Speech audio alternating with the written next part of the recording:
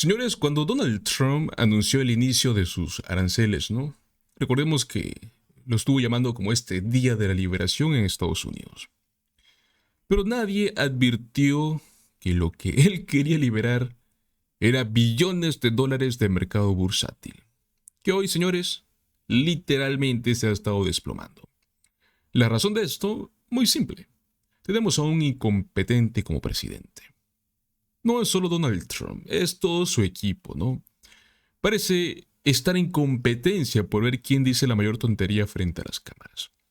Sin duda, la peor actuación se la lleva Caroline Leavitt, su secretaria de prensa, quien colapsó en público al ser cuestionada sobre este desastre que provocaron estos aranceles de la liberación. Vamos a repasar este colapso, ¿no? Porque amigos, no tiene desperdicio. Sean bienvenidos a Políticamente en Desacuerdo. Veremos cómo la secretaria de prensa de Donald Trump entra en pánico tras esta derrota económica. Así que los invito a que se queden hasta el final de este video porque veremos los detalles más interesantes. Bueno amigos, primero quiero que veamos esto, un momento bastante interesante. Pongamos el clip. Boom. On taxes, JP Morgan just came out with an analysis in response to this tariff announcement, saying that these tariffs will be the largest tax hike on Americans since 1968, a tax hike by $660 billion a year. What is JP Morgan missing? What are world markets getting wrong? What are, when you see stock futures down, what is everyone missing, including that local farmer in North Carolina? Well, they're missing the massive revenue that these tariffs are going to bring into the United States. Trillions and trillions of dollars in investment, which leads to more jobs in American communities, higher wages, more money in the pockets of hardworking Americans. In the most immediate, I mean, these farmers, as Tom Tillis says, farmers are one crop away from bankruptcy. That farmer doesn't have time to wait for tariffs to work their way into the system, the benefit of it to work its way into the system at all. This is going to mean higher prices for Americans. In the most immediate, that's why I asked the question, how much pain on a temporary basis is okay? What's the standard that the president is looking at in terms of how much pain Americans can feel on a temporary basis that he's okay with? Again, the president is focused every single day on lowering the cost of living in this country while simultaneously implementing these very effective tariffs. Massive deregulation, an energy boom, and tax cuts are the economic formula that will mean more prosperity and the lower cost of living. And it's a proven formula. Look at President Trump's first term and the results. When he left office, inflation was 1.4%. He implemented many tariffs in his first term that did bring in billions of dollars in revenue. In fact, the previous administration knew they were so effective, that's why they left them in place. So again, the president is delivering on his promise to implement reciprocal tariffs while his administration is working hard every day to cut regulation, to reduce fraud, waste, and abuse in our federal government as well. And tax cuts are the next step of this economic agenda, which will lead to more investment, more money in our economy, more economic growth. One quick question, because I've heard it suggested. Is there any chance that the president will pull back on implementing these tariffs before they go into effect this weekend? The president made it clear yesterday, this is not a negotiation. This is a national emergency. He's always willing to pick up the phone to answer calls, but he laid out the case yesterday for why we are doing this. And these countries around the world have had 70 years to do the right thing by the American people, and they have chosen not to. They have ripped off American workers. They have taken our jobs overseas. The president is putting an end to that yesterday. Como pueden ver amigos, no tiene ni una sola respuesta coherente. No puede explicar por qué Donald Trump sigue adelante con esta guerra comercial que ya de por sí era un desastre desde su primer mandato. Lo llevo diciendo bastante tiempo. Incluso si estos aranceles fueran tan solo una estrategia de negociación. Las empresas ya habían subido los precios desde inicios del año. ¿Por qué? Porque todos estaban anticipando este caos. O sea, el golpe económico ya se sentía antes de que esto siquiera hubiera comenzado oficialmente. Ahora el mercado bursátil está en caída libre y lo peor es que esto no es solo el comienzo, ¿no? Porque cuando digo que la economía se está estabilizando, en realidad, amigos, me refiero a que se está cayendo en pedazos.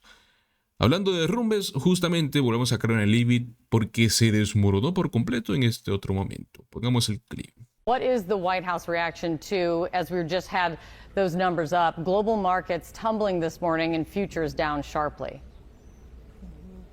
To anyone on Wall Street this morning, I would say trust in President Trump. This is a president who is doubling down on his proven economic formula from his first term. We saw wages increase. We saw inflation come down. We had a Trump energy boom. We had the largest tax cuts in history. And that's exactly what the president intends to do following his historic announcement yesterday for reciprocal tariffs. It's the golden age rule for the golden age of America. And the United States of America is no longer going to be cheated by foreign nations around the world. And as the president declared yesterday, this is indeed a national emergency. We have a $1.2 trillion trade deficit and counting. We've had 90,000 factories close in the last couple of decades. Since 1997, Americans have been put out of 5 million manufacturing jobs. ¿En serio se supone que debemos confiar en Donald Trump? El mismo Trump que no ha acertado ni una sola predicción económica en todo su mandato. El único vaticinio que hizo fue que no quería parecerse a Herbert Hoover, ¿no? Y adivinen que ahora prácticamente es una copia calcada de él. Donald Trump ha llevado al país a 2 crisis económicas en 2 mandatos, 2 presidencias, 2 colapsos. Amigos, esa es su marca. Ni hablemos de los tratados internacionales. Hay fuertes indicios de que también estará rompiendo normas con la OTAN con todas estas medidas. Caroline Leavitt fue presionada sobre esto también y bueno, su respuesta fue lo que yo creo que todos esperamos. Pongamos el clip. The foreign minister of Norway in Brussels for NATO meetings said this morning that the tariffs could violate an article of the NATO treaty that orders members to promote economic stability and collaboration. If this is a breach of the NATO treaty, will the president reassess his approach? No, the president is firm in his approach, and the president is ensuring economic stability here in the United States of America. Yesterday, he was joined in the Rose Garden by everyday Americans, middle-class workers. You heard from one of them who the president invited on stage by name because he knows this man and he knows what the impact of globalization has done to communities like Detroit, Michigan, where auto workers have been put out of jobs, where we've seen factories shut down. We have offshored critical supply chains in our Repito, amigos, son los más inútiles que han estado en la Casa Blanca. ¿Ustedes vieron el reporte de anoche, donde mostraron todo el tema de los aranceles? Uno de los países a los que Trump le impuso aranceles es una isla deshabitada en la Antártida, que está llena de pingüinos. Sí, señores, le puso aranceles a los pingüinos. Pero bueno, le mantiene la alfombra roja para Putin. Esa es la lógica de Trump. Brutal con los más débiles, sumiso con los autoritarios. Nadie entiende cómo decide las cifras, ni por qué unos países sí, por qué otros no, o por qué elige a pingüinos como enemigos comerciales. Lo único que sabemos es que a Trump le encanta decir la palabra aranceles. Lo hace sentir poderoso, aunque termine destruyendo al país en todo el proceso.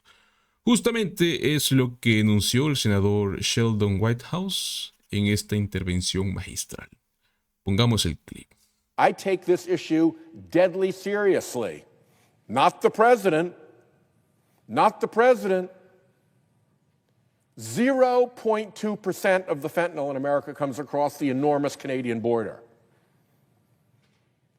If you did it like per mile of the American border, it would be unmeasurably small.